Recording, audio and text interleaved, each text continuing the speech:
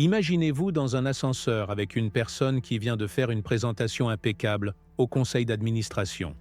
Son sourire semble sincère, sa poignée de main était ferme, ses mots parfaitement choisis. Puis l'ascenseur s'arrête et un agent de maintenance entre, un peu essoufflé, s'excusant pour le retard. À ce moment précis, tout change, le masque tombe, la vraie personne émerge. Et si vous savez quoi chercher, ces 30 prochaines secondes vous en diront plus sur son caractère que n'importe quel entretien, n'importe quel CV ou n'importe quel profil sur les réseaux sociaux. La plupart des gens vivent leur vie sur une scène, ajustant constamment leurs performances en fonction de qui les regarde et de ce qu'ils ont à gagner. Ils soignent leur image comme un réalisateur prépare une scène, contrôlant chaque angle, chaque choix d'éclairage, chaque réplique. Mais le caractère ne se révèle pas dans ces moments de gloire. Le caractère émerge dans l'ombre, dans les coulisses de la vie, où il n'y a pas de public à impressionner ni de récompense immédiate à rechercher. Ce que je m'apprête à vous révéler n'est pas basé sur des théories psychologiques complexes ou des années de formation. Ce sont deux signaux simples et universels qui transpercent toutes les performances et prétentions pour révéler qui est vraiment une personne. Plus important encore, ces signaux se manifestent autour de vous chaque jour, dans les cafés et les salles de réunion, dans les supermarchés et lors des réunions de famille. Une fois que vous aurez appris à les reconnaître, vous ne verrez plus jamais les gens de la même manière. Le premier signal se produit lorsqu'une personne interagit avec des gens qui ne peuvent rien lui rendre en retour. Le second se révèle par la constance avec laquelle elle tient ses promesses, surtout les plus petites. Ensemble, ces deux comportements constituent une vision au rayon X du caractère humain, bien plus fiable que n'importe quelle première impression ou interaction soigneusement élaborée. Pourquoi ces signaux-là sont-ils si importants? Parce qu'ils opèrent en dehors du champ de l'intérêt personnel calculé. Quand quelqu'un traite un serveur avec respect, ce n'est pas pour obtenir une promotion ou impressionner un partenaire potentiel. Quand quelqu'un arrive à l'heure à un rendez-vous café informel, ce n'est pas parce que sa carrière en dépend. Ces moments existent dans ce que les chercheurs appellent le fossé d'authenticité, où nos vraies valeurs font surface parce qu'il n'y a tout simplement aucune raison stratégique de feindre. La beauté de comprendre ces signaux ne réside pas seulement dans le fait de mieux lire les autres, mais aussi dans le fait de se regarder dans un miroir. Alors que nous allons explorer chaque signal, je veux que vous vous demandiez: comment est-ce que je me comporte quand personne d'important ne me regarde? Comment est-ce que je me comporte quand il n'y a rien d'évident à gagner? Parce que la même lentille qui révèle le caractère des autres éclairera inévitablement le vôtre. Avant de plonger dans les détails, posons une vérité fondamentale que la plupart des gens ne considèrent jamais. Le caractère ne se révèle pas dans les grands gestes ou les moments de crise. Ces situations sont trop chargées, trop évidentes, trop préparées. Au lieu de cela, le caractère réside dans les micro-moments, ces petites interactions qui se produisent des dizaines de fois par jour. Pensez à ces moments comme l'habitat naturel du caractère. La vraie nature d'une personne n'émerge pas quand elle joue consciemment un rôle. Elle fait surface quand elle est simplement elle-même. Ce changement de perspective transforme complètement la façon dont nous évaluons les gens. Au lieu d'attendre des révélations spectaculaires ou des signaux d'alarme évidents, nous commençons à prêter attention aux schémas subtils qui nous entourent constamment. La façon dont quelqu'un gère une commande de café incorrecte devient plus révélatrice que le titre soigné de son profil LinkedIn. La constance avec laquelle il honore de petits engagements en dit plus que ses grandes promesses et ses objectifs ambitieux. Le premier signal que nous devons examiner est la façon dont quelqu'un traite les gens qui ne peuvent rien lui rendre en retour. Ce principe va droit au cœur de l'authenticité, car il supprime le plus puissant des moteurs de la feinte, l'avantage réciproque. Quand il n'y a rien à gagner à être gentil, respectueux ou prévenant, nous voyons les réglages par défaut d'une personne, son humanité de base. Considérez la mécanique psychologique à l'œuvre ici. Quand nous interagissons avec notre patron, notre client ou quelqu'un que nous essayons d'impressionner, notre comportement est filtré par plusieurs couches de réflexion stratégique. Nous modérons notre ton, choisissons nos mots avec soin et gérons nos expressions faciales parce que nous comprenons que cette personne a quelque chose que nous voulons ou dont nous avons besoin. Mais lorsque nous interagissons avec quelqu'un qui n'a pas le pouvoir de faire avancer notre programme, pas la capacité de nous aider ou de nous nuire. Ces filtres tombent. Ce qui émerge, c'est notre moi non protégé. Cette dynamique se manifeste dans d'innombrables scénarios tout au long de la journée. La façon dont quelqu'un s'adresse à une réceptionniste qui a du mal à trouver son rendez-vous révèle sa patience et son respect pour les efforts d'autrui. La façon dont il réagit lorsqu'un serveur apporte le mauvais plat montre sa capacité à rester digne face à un léger désagrément. Son interaction avec un livreur en retard démontre sa compréhension du fait que tout le monde fait de son mieux au sein de systèmes qu'il ne contrôle pas. Mais voici ce qui rend ce signal particulièrement puissant. Il ne s'agit pas seulement d'être poli. N'importe qui peut gérer la politesse de base pendant 30 secondes. La vraie révélation est dans les micro-détails. Sa voix a-t-elle la même chaleur quand il parle à quelqu'un qu'il ne reverra jamais? Établit-il un contact visuel avec les employés de service? Ou les traite-t-il comme des extensions invisibles des systèmes qu'il traverse? Dit-il merci avec la même sincérité qu'il utiliserait avec son patron? Ou cela semble-t-il expéditif et dédaigneux? Observons comment quelqu'un gère les petits désagréments dans ses relations asymétriques. Quand la commande de café est mauvaise, quand le mot de passe Wi-Fi ne fonctionne pas, quand la chambre d'hôtel n'est pas tout à fait prête, quand le GPS les mène au mauvais bâtiment, comment cette personne réagit-elle? Reconnaît-elle que la personne en face d'elle n'est probablement pas la source du problème et certainement pas la cible de sa frustration? Ou traite-t-elle chaque petit désagrément comme une offense personnelle qui exige une réaction émotionnelle? Elle pose des questions comme « Que pouvons-nous faire pour arranger ça ?» plutôt que de faire des déclarations comme « C'est inacceptable », elle reconnaît que la personne qui se tient devant elle fait probablement de son mieux dans les contraintes qui s'imposent à elle. À l'inverse, les personnes ayant un déficit de caractère utilisent que souvent ces moments comme des occasions d'exercer un pouvoir qu'elles ne peuvent pas exercer ailleurs dans leur vie. Elles font monter en puissance des problèmes mineurs, non pas parce que les enjeux sont élevés, mais parce qu'elles ont enfin quelqu'un qui ne peut pas se défendre. Elles traitent les interactions de service comme des soupapes de décharge émotionnelle, déversant des frustrations qui n'ont rien à voir avec la situation actuelle sur des gens qui sont littéralement payés pour absorber leur négativité. L'aspect d'auto-évaluation de ce signal exige une honnêteté brutale. Remerciez-vous la personne qui emballe vos courses avec la même attention que vous accorderiez à quelqu'un qui vous fait passer un entretien d'embauche? Quand vous êtes en retard et que le barista avance lentement, votre visage exprime-t-il de l'irritation? Ou reconnaissez-vous que son rythme n'a rien à voir avec votre mauvaise gestion du temps? Apprenez-vous le nom des gens avec qui vous interagissez régulièrement? Ou les traitez-vous comme des composantes anonymes des services que vous consommez? Se plaint-elle sans cesse des serveurs lents et des caissiers incompétents? Ou reconnaît-elle la difficulté de ces métiers et les innombrables variables qui affectent la performance? Donne-t-elle un pourboire approprié et sans que cela ressemble à de la charité? Ou traite-t-elle la gratification comme une arme pour punir les offenses perçues, qu'il opère complètement en dehors du domaine du réseautage et du développement de relations? Il n'y a aucun avantage futur à être sincèrement gentil avec quelqu'un que vous ne reverrez jamais. Il n'y a aucun avantage stratégique à traiter les employés de service comme des êtres humains, à part entière méritant respect et considération. Quand quelqu'un se comporte constamment avec humanité dans ses interactions, c'est parce que cette humanité est authentique et non jouée.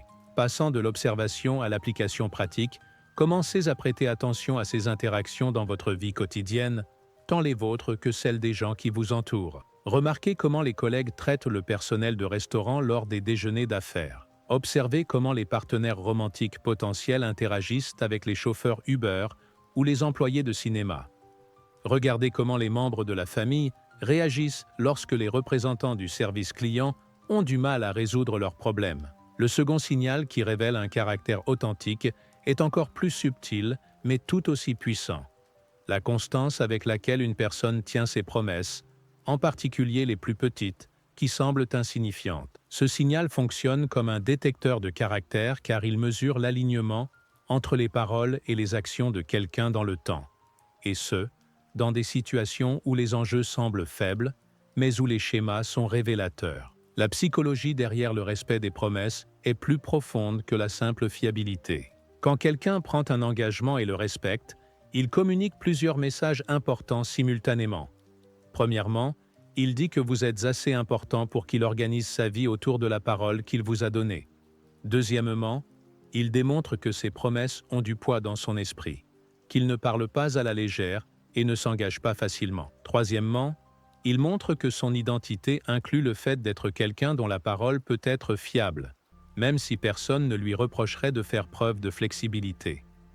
La plupart des gens se concentrent sur les grandes promesses lorsqu'ils évaluent le caractère, les engagements majeurs comme les vœux de mariage ou les contrats commerciaux.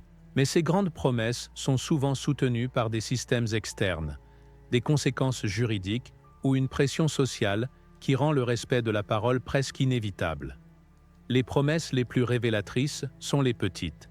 Se montrer quand on a dit qu'on le ferait, livrer quelque chose dans le délai fixé, respecter des plans informels, répondre aux messages dans le délai indiqué. Ces micro-engagements importent précisément parce qu'ils semblent ne pas importer. Quand quelqu'un honore constamment ses petites promesses, cela révèle une boussole interne qui fonctionne indépendamment de toute contrainte externe. Il n'est pas fiable parce qu'il le doit. Il est fiable parce que c'est ce qu'il est. Sa parole est sa loi, non pas parce que la rompre entraînerait des conséquences, mais parce que la rompre violerait son sens de soi. Considérez ce qui se passe quand quelqu'un vous donne rendez-vous pour un café à 2 heures. La personne qui a une forte intégrité de caractère voit cet engagement comme une véritable obligation. Elle organise son emploi du temps autour de celui-ci. Elle part suffisamment tôt pour tenir compte de la circulation. Elle envoie un message si quelque chose d'inattendu survient, qui pourrait la faire arriver avec 5 minutes de retard. Elle comprend que votre temps a de la valeur et que sa parole a créé une attente qu'elle a maintenant la responsabilité de respecter. La personne qui a une faible intégrité de caractère traite ce même engagement comme une simple indication. Elle pourrait arriver à 2h15 sans s'excuser, ou envoyer un message à 1h50 pour dire qu'elle a 20 minutes de retard, ou annuler à la dernière minute pour des raisons qui auraient pu être anticipées plus tôt. Elle agit comme si sa parole était provisoire, sujette à changement en fonction de son humeur, de son niveau d'énergie, ou de toute autre option plus attrayante qui pourrait se présenter. Ce schéma s'étend au-delà de la ponctualité dans tous les domaines de la vie où de petits engagements sont pris. Rendant-ils les objets empruntés quand ils ont dit qu'ils le feraient? Ou devez-vous le demander plusieurs fois? Répondent-ils aux messages dans le délai indiqué? Ou des jours passent-ils dans le silence radio? Accomplissent-ils de petites faveurs pour lesquelles ils se sont portés volontaires? Ou ces tâches disparaissent-elles discrètement de leur radar? Quelqu'un manque inévitablement à sa promesse est tout aussi révélateur. Tout le monde ne respecte pas toujours ses engagements. La vie est imprévisible et les circonstances changent, mais la façon dont quelqu'un gère ses échecs en dit long sur son caractère. Assume-t-il pleinement la responsabilité sans donner d'excuses? Communique-t-il de manière proactive dès qu'il réalise qu'il ne pourra pas tenir sa promesse? Propose-t-il des alternatives ou des solutions spécifiques? Reconnaît-il le désagrément qu'il a causé? Engagement à une action corrective spécifique. Je suis tellement désolé d'avoir manqué notre appel. J'ai perdu la notion du temps à cause d'une urgence familiale et j'aurais dû t'envoyer un message immédiatement. Pouvons-nous le reporter à demain à la même heure et je m'assurerai de mettre plusieurs rappels? Cette réponse prend ses responsabilités, explique ce qui s'est passé sans s'en servir comme excuse et crée une voie claire pour la suite.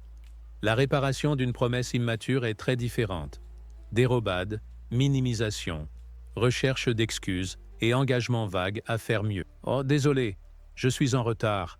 Il y avait un trafic fou et ensuite je n'ai pas trouvé de parking. » Cette réponse traite l'engagement non respecté comme quelque chose qui leur est arrivé plutôt que quelque chose qu'ils ont fait, ne reconnaît pas l'impact de leur retard sur vous et ne fournit pas de plan concret pour prévenir des problèmes similaires. La composante d'autoréflexion de ce signal exige d'examiner non seulement la façon dont vous tenez vos promesses aux autres, mais aussi la façon dont vous tenez vos promesses à vous-même. Suivez-vous vos objectifs personnels avec la même intégrité que vous exigez des autres? Quand vous vous dites que vous ferez de l'exercice demain, que vous répondrez aux emails d'ici la fin de la journée, ou que vous appellerez vos parents ce week-end, les traitez-vous comme de vrais engagements ou comme de vaines espérances? Qualités de caractère qui régissent les relations externes.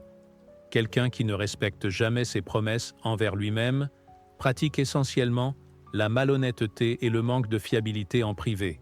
ce qui rend presque inévitable que ces schémas se répercutent sur ses interactions avec les autres. À l'inverse, quelqu'un qui maintient l'intégrité de ses propres engagements a développé les muscles mentaux nécessaires à la fiabilité dans toutes les relations.